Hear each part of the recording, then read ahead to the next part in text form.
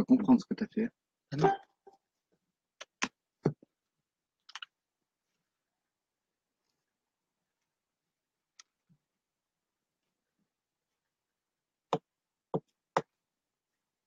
Et-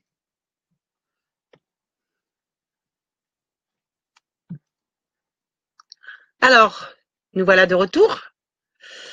Bonsoir à tous. Est-ce que ça fonctionne mieux? J'ai changé d'ordinateur, donc je pense que c'est mieux. Donc, rebonsoir à tous. Désolée pour le contretemps. C'est beaucoup mieux. Bon, c'est une bonne chose.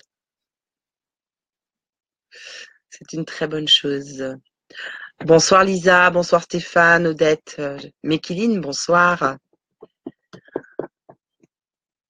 Donc si c'est mieux, tant mieux, c'est bien. Rebonsoir à tous, on va attendre que tout le monde puisse se reconnecter. Il y en a qui n'ont pas dû comprendre ce qui se passait. En plus, j'avais lancé sur la mauvaise chaîne, enfin bon. Tout va bien, tout va bien. Oui, la carte son, je pense qu'elle est bonne à changer, effectivement. Dominique, bonsoir, Lisa.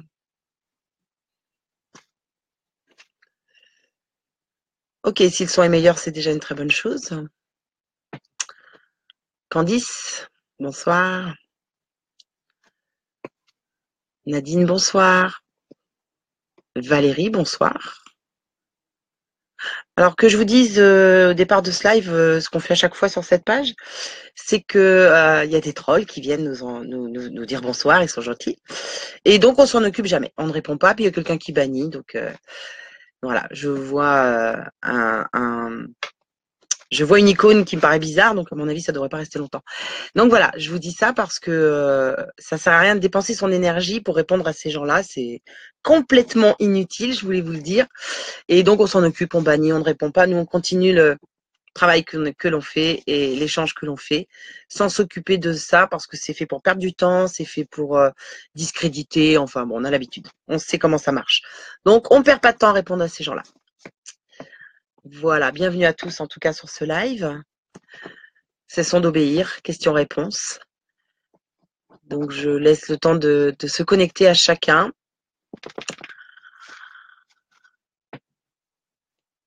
Tout complotiste. Ouais, il y en a plein, Naël, il y en a plein, mais c'est pas grave, on est habitué. C'est quoi un logiciel qui les enlève? C'est pas un logiciel, c'est quelqu'un. Il va pas être content, hein. Ce n'est pas un logiciel, hein. Non, non, non.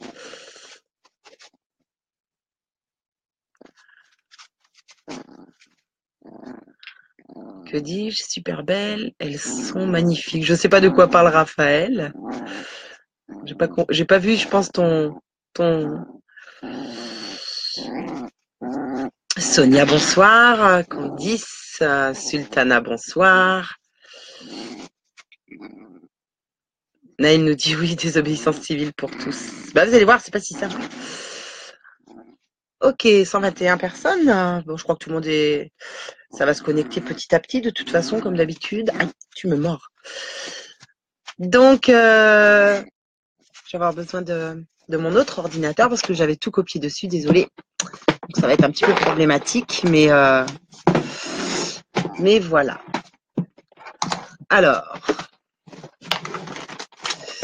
donc c'est un peu plus difficile à gérer ce soir, mais c'était pas prévu. Bon, je grossis ça.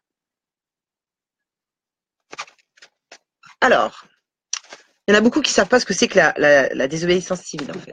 Enfin, qui n'imaginent pas clairement ce que ça veut dire. Le 11 septembre 1906, ce jour-là, il s'est passé quelque chose de très particulier. C'est Gandhi. Gandhi, un jeune avocat indien qui a été formé en Angleterre et qui défend les droits de la minorité indienne en Afrique du Sud. Il organise un meeting au théâtre impérial de Johannesburg et le gouvernement vient à ce moment-là de promulguer un projet d'ordonnance pour lutter contre l'immigration asiatique illégale. Au cours de ces meetings, cet avocat, ce fameux Gandhi que nous connaissons tous aujourd'hui, fait prêter serment aux 3000 participants de ne jamais se soumettre à la loi noire qualifiée de loi scélérate. C'est en quelque sorte le serment du jeu de paume de la désobéissance civile. Ce serment d'insoumission marque le début d'une campagne d'action qui ira en s'intensifiant, notamment quand la loi sera promulguée. Précisons qu'à ce moment-là, Gandhi n'employait pas encore l'expression désobéissance civile, mais il l'expérimentait pour la première fois dans une action collective. La ligne de conduite de Gandhi, et il l'exprime à travers un concept qu'il a lui-même créé, à savoir le Satyagraha, l'attachement à la vérité. Dire non à l'injustice avec fermeté publiquement, sans violence et en acceptant les conséquences judiciaires de ses actes. Il y a un avant et un après 11 septembre 1906, car à partir de Gandhi, et notamment du combat pour l'indépendance qu'il a mené pendant plusieurs décennies en Inde, nous entrons véritablement dans l'histoire moderne de la désobéissance civile, en tant qu'action collective, en tant qu'action non violente et en tant qu'action de contrainte pour lutter contre une injustice caractérisée. Cette date, bizarrement, vous en conviendrez, sera reprise. Ce fameux 11 septembre. Je vous laisse faire vos liens. Je vais vous parler aussi d'Antigone. Dans la pièce de Sophocle, écrite en 439 avant notre ère, Antigone, une jeune fille de 17 ans de la cité de Thèbes, se voit interdire par le roi Créon de donner une sépulture à son frère Polynice. Celui-ci est mort en prenant les armes pour combattre contre la cité, mais sa sœur Antigone, au nom de la loi divine supérieure, va s'opposer à la loi de la cité, au nom des lois non écrites et éternelles des dieux, qui ne datent ni d'hier ni d'aujourd'hui. Elle n'écoutera pas les conseils de prudence de sa sœur Ismène, et elle désobéira à Créon en enterrant dignement son frère sous les yeux des soldats. Elle le paiera de sa vie. Cet acte d'insoumission, cet acte solitaire, courageux, héroïque, a pris une dimension universelle, car il est l'exemple typique et mythique de la révolte de la conscience à l'ordre injuste de l'État. L'acte d'Antigone est un acte de désobéissance à l'État. Antigone est la figure fragile d'une femme héroïque qui a le courage de se dresser contre les abus du pouvoir aujourd'hui, pour parler de l'une des plus belles figures contemporaines de la résistance non violente.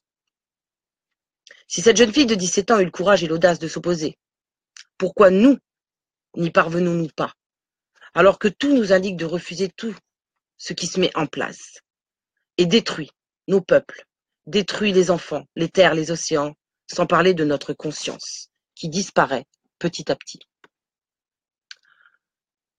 On peut faire tant d'actes de désobéissance civile. Comme ça paraît clinquant, ça paraît inutile à première vue. Pourtant, ce sont des actes au quotidien, presque anodins, qui composeront cette désobéissance. Ça peut aller d'actes très simples. Jeter sa carte vitale. Je vous garantis que jeter sa carte vitale pour les médecins, ça va leur poser un gros problème, ils gagnent de l'argent là-dessus. Ça, c'est le premier acte que vous pouvez faire et qui ne coûte rien à personne, sauf à l'État parce qu'ils ne peuvent plus vous recenser. Retirer l'argent de la banque, même quelques euros. Imaginez que demain, les millions de Français retirent ne serait-ce que 100 € à leur banque. En même temps, imaginez que ceux qui en ont plus retireront tout ce que nous pouvons au plus retirer chacun, rien que ça. C'est un acte simple, et c'est même pas un acte héroïque. Vous ne prenez même pas de risque. Ne plus prendre les autoroutes, vous ne prenez aucun risque. Il faut absolument cesser d'obéir à leurs règles. C'est urgent de cesser d'obéir à leurs règles. Ne serait-ce que changer le propriétaire du véhicule, ne pas voter est un acte de désobéissance civile. Aller nourrir des SDF est un acte de désobéissance civile. Ils sont chassés de toutes les villes. On a dressé des pics, des barrières pour qu'ils ne puissent plus s'installer en ville et qu'on les laisse crever de faim, de froid. C'est un acte de désobéissance civile. Quand vous entendez une ministre répondre à un journaliste qu'on crée des couloirs humanitaires alors qu'on vend ces mêmes armes dans les endroits où on crée des couloirs humanitaires, je me demande comment personne ne parvient à voir le mensonge et le non-sens. Il y a un réel non-sens dans cette attitude de dire je ne connais pas, mais on crée des couloirs humanitaires. Le journaliste lui répète, mais on vend les armes. Dans ce même pays, vous essayez de créer des couloirs humanitaires. Pourquoi vous n'arrêtez pas de vendre des armes? Donc, il y a un vrai non-sens. Comment se fait-il que personne ne s'aperçoive de tous ces non-sens qu'on nous met sous le nez en permanence?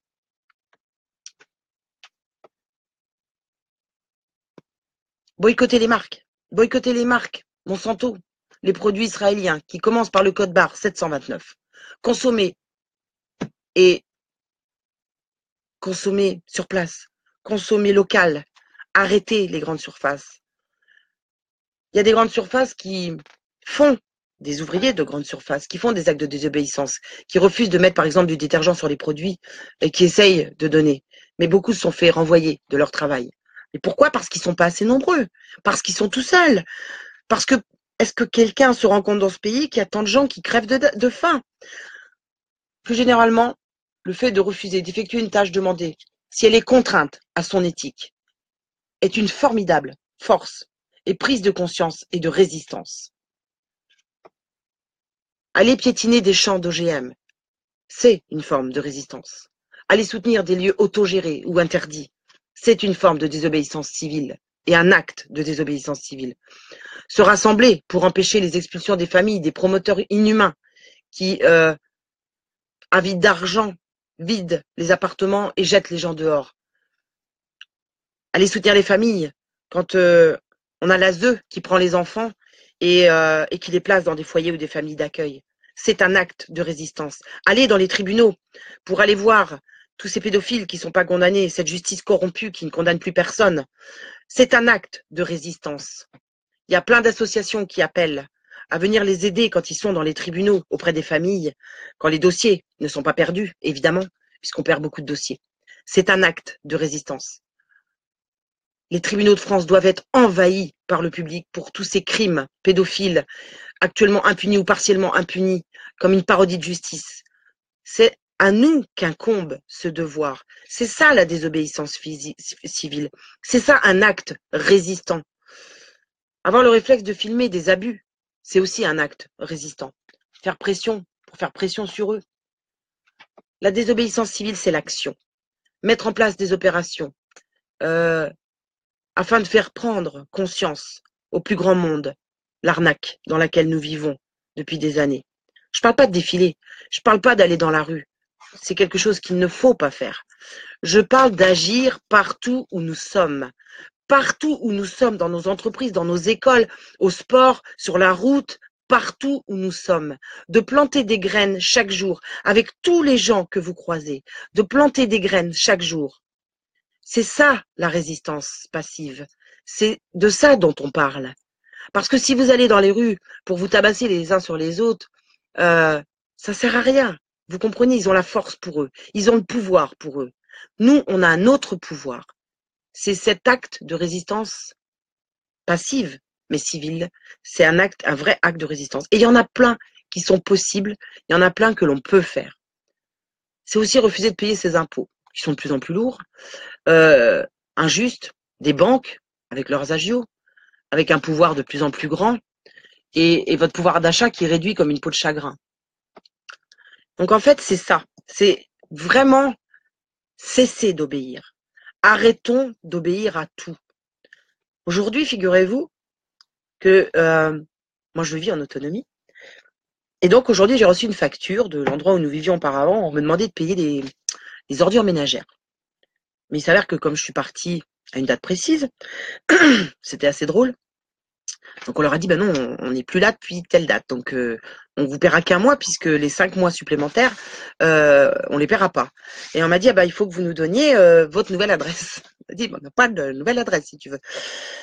Et ben je vous jure, ça a duré 10 minutes la conversation. On avait beau lui expliquer. On avait affaire vraiment à quelqu'un d'un formatage. Je trouve que c'était un robot au départ, hein, parce que je me suis dit, c'est forcé, ils ont mis un robot au bout du fil, c'est obligé. Non, c'était bien un être humain, hein, enfin, ce qu'il en restait. Parce que moi, je dis qu'à un moment donné, c'est un déchet humain, parce que quand tu comprends rien comme ça et que tu insistes aussi lourdement et qu'on t'explique vraiment qu'il y a des gens qui vivent en autonomie, qui n'ont plus de maison, c'est un vrai choix pour eux, que donc ils payent plus d'ordures ménagères et tout, et qu'on te dit non, mais il faut que tu payes les 6 mois. Si tu peux pas prouver que tu payes ailleurs tes ordures ménagères, y a quand même un problème. Je veux dire, c'est là où tu réalises quand même que les gens sont très contents de l'endroit où ils vivent, du pays dans lequel ils sont. Ils sont très heureux que tous les jours on les arnaque, que tous les jours on leur mente, que tous les jours on les empoisonne, que tous les jours on viole leurs enfants, que tous les jours on empoisonne leurs enfants à la cantine. Ces gens-là, finalement, sont super heureux. Ne me dites pas le contraire. Et c'est là où ça devient quand même très inquiétant. Très, très, très inquiétant parce que ça voudrait dire qu'on est vraiment très, très, très peu nombreux à réaliser l'état de mensonge dans lequel nous vivons. Voilà. Donc la désobéissance civile, effectivement, les gens qui appellent le peuple à aller dehors, tous ces gens qui créent des groupes, je ne sais pas qui vous allez rassembler, parce que quand vous parlez avec certaines personnes, vous comprenez très très vite que le formatage est tellement intense que ça va être très compliqué. Très très compliqué. Donc voilà, c'est pour ça qu'il faut qu'on plante des graines. C'est pour ça qu'il faut que les gens réalisent que c'est ensemble, dans la paix, en faisant une désobéissance, en cessant d'obéir, qu'on parviendra à faire tomber un système. Mais c'est pas dans la rue, dans la colère. Et après, il y aura sûrement des jugements. Et après, il y aura sûrement des personnes qu'il va falloir arrêter.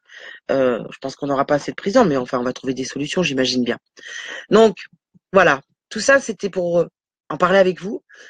Je voulais rajouter que ceux qui luttent ne sont pas sûrs de gagner. Mais ceux qui ne luttent pas ont déjà perdu. Et au-delà de ça, c'est aussi une guerre spirituelle qui nous est menée. Je voudrais quand même en parler. En fait, beaucoup de gens croient au satanisme, mais c'est marrant, ils ne croient pas à Dieu. C'est marrant, c'est très très étonnant. On croit au satanisme, mais on ne croit pas à Dieu. Je veux dire, si le blanc existe, le noir existe. Si le chaud existe, le froid existe. Et donc, vous ne pouvez pas croire en une chose et pas en l'autre. Et Dieu, la source, l'univers, ce que vous voulez. Je ne vous parle pas de religion. Les religions ont été faites pour diviser les hommes. J'espère que vous le savez tous depuis longtemps. Donc en fait, si vous comprenez que l'univers ou la source ou Dieu existe et que nous sommes issus de cet endroit, eh bien, vous comprendrez aussi qu'on a tout fait pour nous éjecter de là et qu'on a tout fait pour qu'on perde notre conscience. Cette fameuse conscience que nous devrions tous avoir à l'intérieur de nous, puisque nous sommes nés avec. Et cette conscience qui disparaît chez de plus en plus d'humains, ou du moins ce qu'il reste de ces humains-là, elle a réussi à être corrompue au fil des siècles. On a réussi à l'enlever pour certains, même pour d'autres, elle a disparu. Quand on voit de quoi sont capables nos élites, quand on voit tous ces pédos satanistes qui ont pris le pouvoir, et j'ai pas peur des mots, quand on voit tous ces enfants qui disparaissent, toutes ces familles qui ne retrouveront jamais leurs enfants, toutes ces familles à qui on retire leurs enfants, ou toutes ces familles qui ont des enfants malades parce qu'on les a empoisonnés par des vaccins, et qu'on va continuer à le faire avec 11 vaccins, alors qu'on sait pertinemment qu'on empoisonne des enfants et qu'on est en train de détruire un peuple, en tout cas de créer un vrai génocide, voire un eugénisme. Je me dis que comment ont-ils pu réussir à faire autant de mensonges, à raconter autant de mensonges, à réussir à faire croire, alors qu'ils gagnent 2000 milliards d'euros, ces laboratoires, ces big pharma, en bourse, et que les gens puissent encore croire que leurs médicaments vous soigneraient. Comment pouvez-vous croire que leurs médicaments, leurs vaccins, leur chimiothérapie peut vous soigner, alors que ces gens-là gagnent 2000 milliards d'euros en bourse? Ont-ils réellement un intérêt à ce que les gens guérissent? Posez-vous la question. Quand vous voyez aussi qu'on est en train de supprimer toutes les souches homéopathiques, qu'on est en train de supprimer toutes les plantes qui guérissent véritablement de France, et c'est en train d'arriver partout, personne n'en parle, vous pensez bien que c'est certainement pas pour notre santé, à moins que ces produits-là soient dangereux pour nous, je ne sais pas. Je me demande quand même jusqu'à quand les gens vont croire. Alors on me dit, je peux pas acheter la carte vitale, hein, moi je suis très malade. Arrête d'aller chez ton médecin, je te jure tu vas guérir. Je te jure tu vas guérir. Il y a de fortes chances que tu guérisses. Mais à terme, si tu continues, de toute façon, il finira par t'empoisonner, il faut que tu en aies bien conscience. L'alimentation est empoisonnée dans tous les sens. On arrive, non mais rendez-vous compte, on arrive à vendre des mandarines épluchées sous plastique. Quand tu vois ça, déjà, tu te dis que ta société est quand même très, très, très mal en point. Véritablement très mal en point. Donc voilà, je crois que ça appartient à chacun de cesser de consommer n'importe comment, n'importe quoi, n'importe où, d'accepter tout ce qu'on veut nous faire accepter. Et je crois que vraiment, c'est à chacun de prendre ses responsabilités. Parce que cette guerre, elle nous est menée à la fois dans le physique, dans la matière, mais aussi de façon spirituelle, pour que personne retrouve cette conscience, son âme, cette justice aussi. Et que finalement, tout devienne presque normal. Le transgenre, les droits sexuels dans les écoles, la pédophilie qu'on veut légaliser, on a abaissé l'âge à l'âge de 15 ans, pourquoi pas 10 ans, de toute façon ils peuvent l'enlever puisque à terme, les enfants seront consentants puisqu'on fait effraction dans leur psyché dans les écoles. Donc il faut bien comprendre tout ce qu'on est en train de mettre ensemble. Alors les gens me disent, non mais ça n'a rien à voir, tout est lié, absolument, tout est lié. Rien ne peut être délié, tout fonctionne ensemble. Ils ont mis en place un espèce de virus autour de nous qui permet à terme que nous ne puissions plus rien voir, plus rien. C'est-à-dire on est comme des zombies et observer les gens dans la rue, c'est juste effarant. Ben on est comme des zombies et on dit ah bah oui mais bon on peut pas faire autrement. Ah non on peut pas. Ah non on n'a pas le droit. Non on n'a pas le droit. Non puis ça non plus on n'a pas le droit. Pendant ce temps-là, eux, ils ont tous les droits. C'est-à-dire qu'ils dépensent notre argent, ils nous font croire à une dette totalement fictive qui n'a jamais existé, que la sécurité sociale serait en découvert, et pour cause en plus. Enfin, ils nous font croire à tout ce qu'ils veulent. Et nous, on dit, bah, on va payer parce que bon, bah, on est quand même en dette, hein, on a quand même des grandes difficultés. Et personne ne réalise tous ces mensonges dans lesquels nous sommes plongés. Donc, encourager les gens, au lieu de leur dire, il se passe ça, il se passe ça. Je pense qu'il faut leur dire, franchement, tu devrais aller voir. Franchement, tu devrais écouter telle personne. Ou peut-être tu devrais écouter une autre personne. Et tu t'es, voilà, lancé des trucs. Tu t'es jamais demandé pourquoi telle chose. Tu t'es pas demandé pourquoi ils avaient que 3 ans de prison, les pédophiles. T'as vu, il y a très peu de pédophiles. C'est quand même bizarre, ça, non? Tu trouves pas? Il y a pas, pour toi, il n'y a pas un truc qui tourne par rond? Voyez, posez-leur ces questions. C'est en leur posant des questions que vous allez planter des graines de doute. Et le doute, il n'y a rien de pire. Il n'y a rien de pire que le doute. Parce que quand tu as le doute, tu as envie d'aller voir. Tu as envie d'aller, quand même, attends, il m'a dit un truc là, c'est bizarre. Donc tu as envie d'aller voir. Et dans chacun des domaines que vous connaissez, plantez des graines de doute. Parce que c'est en plantant ces graines de doute que les gens vont se poser des questions. Et quand les gens viennent me dire, oui, mais alors est-ce que tu as ta source? Est-ce que tu as tes liens? J'adore. Franchement, j'adore. Je vous jure, c'est extraordinaire. Le mec, il demande jamais aucune source, aucun lien à son gouvernement, qui lui dit qu'on a 2000 milliards de dettes, mais il sait pas comment il les a fait, il sait pas. Personne demande à son gouvernement une réponse. Fillon, t'as volé tant de milliards d'euros. Crisac, t'as volé tant de milliards d'euros. Et personne ne demande. Et à nous, qui lançons l'alerte, on nous dit, t'as des liens? T'as quelque chose quand même, hein, parce que faut des sources quand même, hein, des sources sûres. Hein. Bah, tu les as tes sources. Hein, si tu veux tous les jours devant ton nez, t'as BFM Télé qui te raconte de la merde, et donc t'as tes sources tous les jours. Hein. Et toi, t'es comme Benny oui, tu dis ah ouais quand même, ah ouais quand même, il a volé de l'argent, hein, quand même. Hein. Mais il y en a pas un qui dit attends à qui il les a volés, comment ça se fait que la banque a des, hein, non personne. Alors quand on vous demande les liens, vous leur dites écoute, moi j'ai fait mes recherches. T'es pas obligé, hein, mais tu peux peut-être aller voir. Fais les tiennes, hein. Ça commence par toi-même, toi. Tu vois, fais ce travail-là. Donc voilà ce que c'est que la désobéissance civile. Voilà, ça commence par là déjà. Ça commence par se poser les bonnes questions quand on écoute des infos et que on nous donne. Alors on nous dit que 11 vaccins aussi, c'est très important pour les enfants. Hein. Ça va les protéger contre des maladies. Mais bon, on nous explique rien du tout. Hein. Vous allez juste aller voir Pasteur qui vous expliquera que il a fait un plagiat. Sur son lit de mort, il a expliqué que il avait menti, qu'il avait volé les travaux de Jenner et de Bécan. Mais personne n'est allé voir. Personne. Non, on n'a pas de. Depuis, je vous signale que euh, aucune recherche n'a été effectuée pour voir si réellement les vaccins avaient une efficacité. Qu'est-ce que ça pouvait donner dans le corps?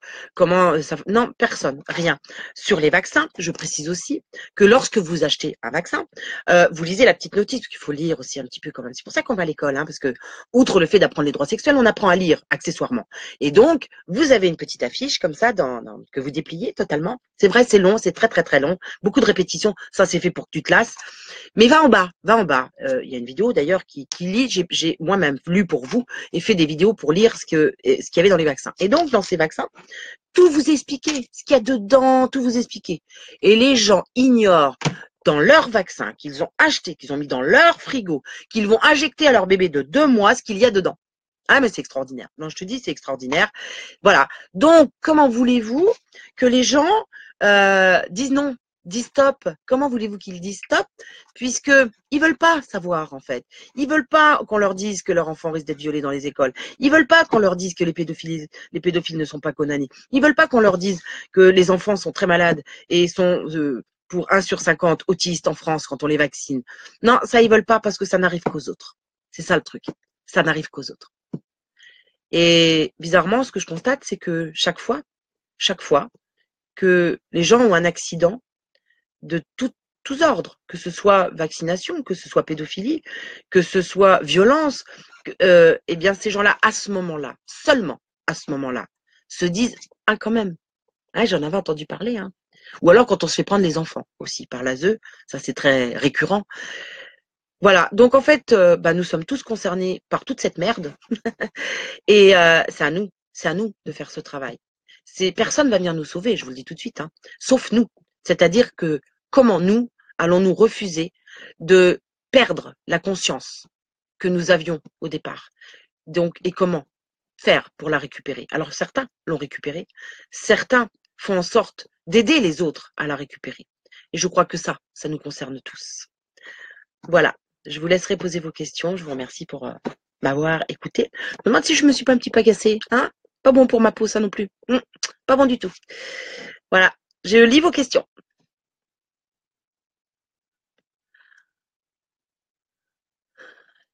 Gaïa nous dit « Ah, le trou de la sécu, le même mythe que les licornes. » Encore que les licornes existent peut-être, tu sais quoi? Ah, Christine. 111 personnes sur la vidéo. Ah non, 239 personnes, hein, là, tout de suite. Et ouais, bah oui, partagez les gars, partagez, prenez-les. Tu vois, c'est ça aussi. Moi, je regarde les gens qui regardent mes vidéos, qui disent, ouais, continue, c'est super, continue, et qui ne partagent pas. C'est ça le courage. C'est édifiant.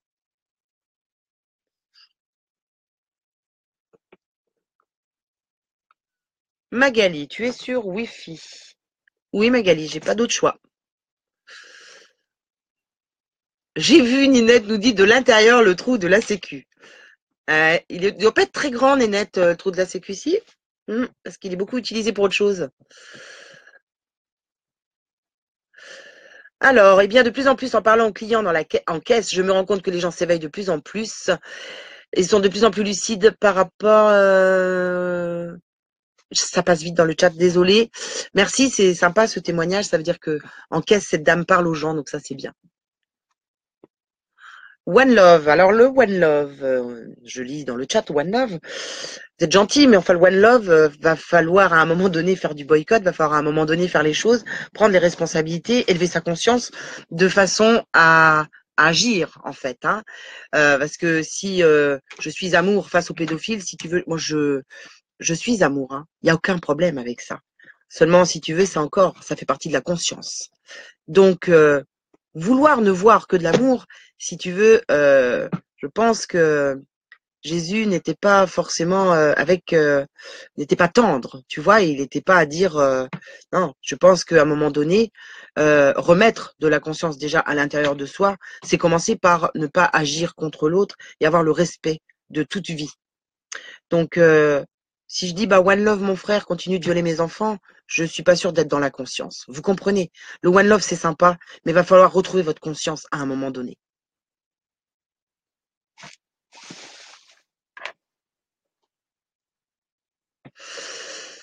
Ah, Marie-Lise, partagez s'il vous plaît. 244 en ce moment regardent cette vidéo alors que ce n'est pas normal avec si peu de gens ici. Bah si, c'est complètement normal parce que cette page elle est pas très connue donc voilà, c'est logique.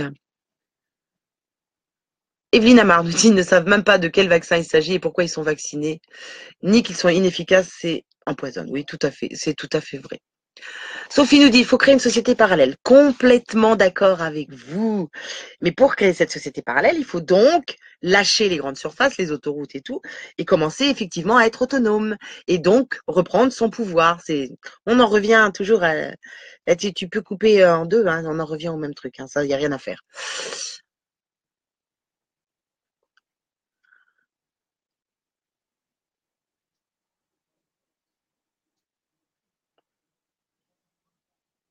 Voilà, Anne nous dit bonsoir, super continue. Donc ça, je vous remercie, c'est gentil, Anne. Tout le monde me le dit d'ailleurs. Mais vous savez, si chacun se mettait à dénoncer les choses et si chacun agissait dans son coin, je pense que ces gens-là auraient quand même un tout petit peu peur, un tout petit peu léger, hein, léger.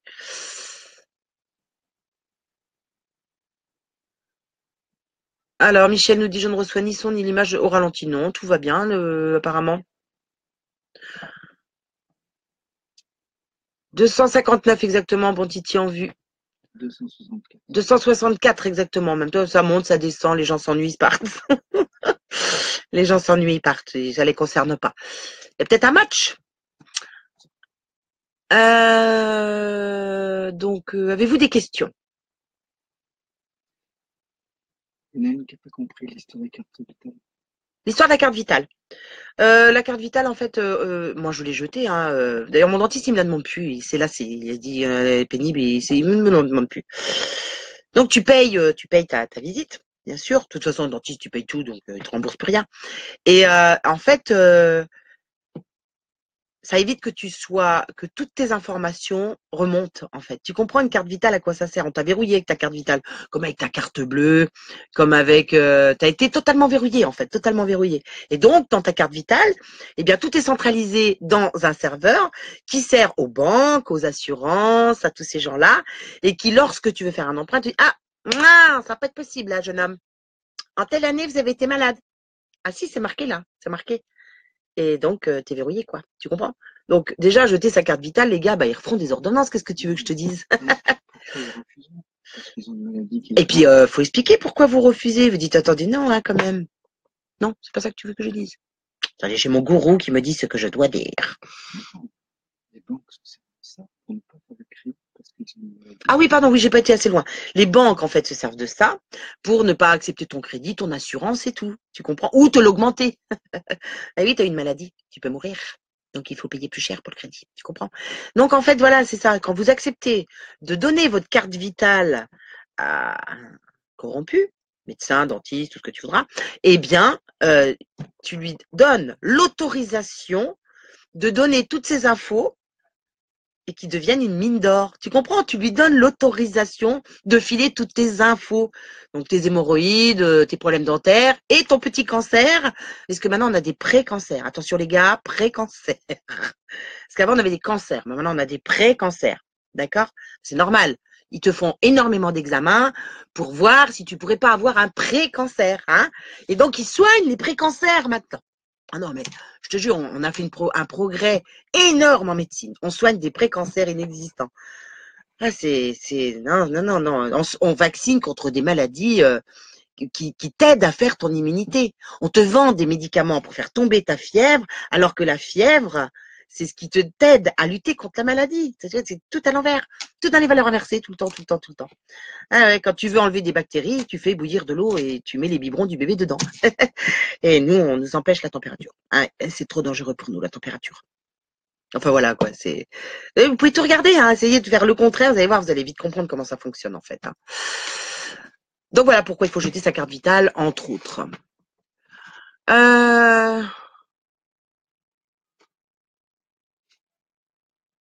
Chris Pipov qui dit tu penses quoi des gens qui écoutent et ne font qu'écouter? Alors, Chris me demande ce que je pense des gens qui écoutent et qui ne font qu'écouter. Ben disons que j'en ai déjà parlé, Chris, et qu'effectivement, nous sommes encore dans la moutonnade, j'ai envie de dire, parce que il y a des gens qui se sont mis en avant, qui ont osé montrer leur tête, dire des choses, se faire critiquer, insulter, hacker. Hein, il y a des gens qui ont vécu ça. Et je me rends compte qu'ils sont pas très nombreux. Donc, en fait, je pense que chacun doit absolument faire entendre sa voix, mais partout. partout, dans le travail, partout, tous les jours. Vous savez que moi, tous les jours, parce que moi, je fais des vidéos, mais en plus, tous les jours, je dis des trucs, tu comprends? C'est tous les jours, partout où je vais, j'emmerde tout le monde, en fait. C'est ça le problème. Je crois que bientôt, je n'aurai plus personne, hein, mais ça enquiquine tout le monde. Mais n'empêche que tu plantes des graines. Voilà. Moi, j'ai des gens sur ma page, des fois, qui sont venus me dire merci, grâce à vous, j'ai compris des choses. Grâce à vous, j'ai pas vacciné mon enfant. Grâce à vous, voilà. Et même des gens qui m'ont dit, je ne vous ai pas écouté, mon bébé est malade. Donc, vous voyez, je me réjouis pas en plus. Je trouve ça terrible. Je me réjouis pas. Je peux pas me réjouir de ça. De me dire, ah super, j'ai eu raison. C'est qu'on s'en fout d'avoir raison. Ce qu'il faudrait surtout, c'est que chacun prenne conscience du mensonge dans lequel il est et commence à élever sa conscience. Je veux dire, il y a des millions et des milliards d'euros en jeu, que ce soit la justice, ils s'augmentent tous les uns les autres, au gouvernement, ils s'augmentent. Rien que ça devrait interpeller les gens. Et puis à côté, ils te disent, tu as la dette monumentale qu'ils ont créée de toutes pièces, hein, bien évidemment, et que tu dois rembourser. Toi qui n'y arrives déjà pas, je sais, c'est compliqué pour toi. Et on ose dire aux retraités qu'ils ont vécu les glorieuses, de qui on se moque, quoi. Le mec, il gagne 15 000 balles par mois et il t'explique qu'avec 800 euros, tu devrais y arriver. Comment les gens peuvent accepter ça? Moi, je m'énerve encore, c'est mauvais pour ma peau. Très mauvais pour ma peau. Comment peut-on lutter contre les vaccins? Comment peut-on lutter contre les vaccins? Je vais répondre. Déjà, sur la page, je vous ai mis tous les liens dans les articles. Lutter contre la vaccination, allez voir, tout y est. Je ne vais pas revenir dessus. Mais je voudrais que vous imaginiez que si demain tout le monde refusait, parce que les gens râlent quand même, il y a quand même beaucoup de pages contre les vaccins, beaucoup de gens qui se posent des questions, beaucoup de mamans qui témoignent, comme comment s'appelle cette maman avec Petit Guerrier Marshmallow, allez voir cette page. Cette maman est extraordinaire de courage. Je lui passe un petit coucou. Et malgré ça, les gens me disent, ah, je sais pas si je... Oui, mais on ne prendra pas mon enfant à l'école. C'est pas grave, j'ai envie de te dire, hein, parce que quand on va te le prendre à l'école, ton enfant, eh bien, on va lui imposer des droits sexuels. C'est-à-dire qu'on va lui parler de la levrette, on va lui parler de, enfin, tout ce qui est la sexualité. Oui, parce que c'est pas des cours d'SVT, en fait, je vous explique, hein. C'est vraiment les droits sexuels, c'est-à-dire la déviance sexuelle, tu comprends? Aujourd'hui, je peux vous parler de témoignage, je l'ai dit la dernière fois, je crois dans l'autre live, d'une petite fille qui va voir avec sa maman, hein, l'infirmière scolaire à l'âge de 5 ans pour le passage en CP. Et cette maman dit, enfin cette infirmière dit à la petite fille, est-ce que tu es une petite fille? Et la petite fille lui répond, bah ça se voit pas madame. Elle a une petite jupe et tout, des petites couettes, ça se voit, je suis une petite fille. Je dis, oui mais dans ton corps, est-ce que tu te sens réellement fille ou garçon? Bah, ça y est déjà, c'est bon, t'as semé ta graine madame. Tu vois, ça y est, t'as semé la graine, ta petite fille, elle rentre chez elle, elle dit qu'est-ce qu'elle a voulu dire, la dame, là, je suis une fille, un garçon, c'est quoi le problème? Et alors derrière, on va aller mettre d'autres choses. Et puis on va faire ça en sixième. Et puis on va faire ça en CE2. Puis on va faire ça en CM1. Donc, j'ai envie de vous dire, ne vaccinez pas vos enfants, tout simplement. Vous dites stop, vous dites non. Regroupez-vous. Regroupez-vous. Il faut que tous les personnes, tous les parents, pardon, qui ont vécu l'ASE, qui sont en ce moment en train de se faire voler leurs enfants, parce qu'il n'y a pas d'autre terme, c'est du vol. Et c'est monstrueux de faire ça avec une famille. Tout simplement parce qu'ils n'auraient pas vacciné. Tout simplement parce qu'une maman se retrouve en parent isolé. Tout simplement, au lieu d'aider les familles avec ces milliards d'euros qu'ils nous volent. D'accord? Donc, comment se fait-il que ce soit possible d'installer ça? Comment se fait-il que ces mamans se retrouvent seules alors qu'autour, il y a des voisins, il y a des gens et que personne ne bouge? Comment se fait-il? C'est là qu'on a perdu notre conscience. C'est là qu'il n'y a plus rien à faire si on a perdu notre conscience. Et on mérite ce qui est en train de nous arriver. Donc il faut se regrouper. Il faut que les gens se regroupent, déposent plainte contre l'État pour non-assistance à personne en danger, pour empoisonnement des familles. Vous comprenez, il y a plein de textes de loi qui permettent de le faire. Et il faut qu'il y ait des groupes, pas d'aller dans la rue, on s'en bat les rouleaux d'aller dans la rue. Ça ne sert à rien. Il faut monter des comités de parents qui luttent contre la vaccination, qui savent comment faire, qui sont capables d'aller au tribunal avec toutes les familles. Croyez-moi que quand vous voyez 6000 personnes arriver dans un tribunal, je peux vous dire que ça fait reculer le juge. Hein. Ah oui, ils sont pas habitués. Parce que d'habitude, eux, ils sont habitués à être protégés par la police, parce qu'ils sont tous dans des réseaux d'influence, hein, la franc-maçonnerie, pour ne pas la citer. Donc, en fait, si nous arrivons à s'unir, que ce soit pour les vaccins, pour les droits sexuels, que ce soit contre l'ASE qui retire ses enfants, Vous comprenez que ça va faire boule de neige et qu'il faut qu'il y en ait partout et qu'on fasse parler de nous. Donc créez ça, créez-le. Le sans contact, prépare. Oui, on sait tout ça, Gratido. Sans contact, c'est la puce RFID, mais bien sûr.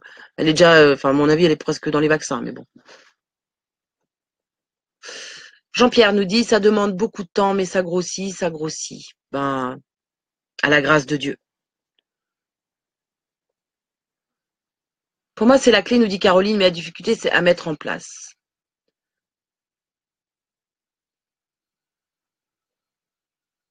C'est pas sans contact, mais avec contact et sans code. Oui. Hmm. Si, me dit, oh, reste calme. Non, c'est vrai, vous avez raison. C'est vrai. Informer, c'est donner un autre angle de vue. Vous voulez dire quoi, Valérie? Parce que vous avez des phrases très, très toutes faites. Je pense que informer, c'est dire la vérité, personnellement. Les 30 glorieuses, Jean Moreno nous dit, n'ont-elles pas contribué à la dette? Tu comprends que la dette, elle n'existe pas ou faut qu'on la refasse? Ah, Chris, tu penses quoi des gens qui continuent, qui râlent, mais qui continuent d'alimenter le système? Eh ben, il y a quelqu'un juste avant qui a posé la question, est-ce que les 30 glorieuses n'ont pas contribué à la dette? Et là, tu as envie de pleurer. Tu te dis que, effectivement, c'est pas une moquerie, monsieur, hein, pour vous. Hein, je suis désolée. C'est pas une moquerie, mais réalisez que cette dette est fictive. D'accord? T'achètes une maison. Allez, on prend un exemple. T'achètes une maison, t'empruntes 100 000 euros. OK? Les 100 000 euros, bien sûr, tu les as pas en monnaie sonnante et trébuchante. Hein? On te fait une bascule d'un ordinateur à un autre ordinateur. Par contre, je sais pas si tu as remarqué, tu commences par rembourser les intérêts de l'argent que tu n'as jamais vu. Jamais. Voilà. Non.